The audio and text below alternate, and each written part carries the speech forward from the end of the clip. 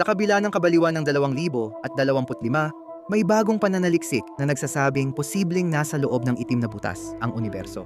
Gamit ang 263 spiral galaxies, pinag-aralan ng mga siyentipiko ang 263 spiral galaxies na bilyon-bilyong liwanag taon ang layo para makita kung paano sila umiikot, pakaliwa o pakanan.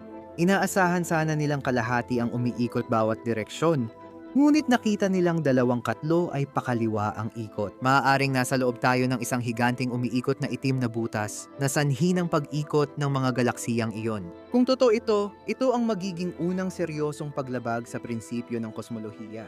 Ang prinsipyong ito ang pundasyon ng kosmolohiya at nagsasaad na dapat magmukhang pareho ang universo saan mang direksyon tingnan. Alam kong mukhang maliit lang ito, pero malaki talaga.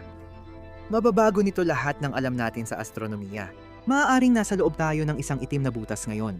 Nag-upload ako ng isang buong video na masusing tinatalakay ang lahat ng detalye, kaya siguradong dapat mo itong panoorin.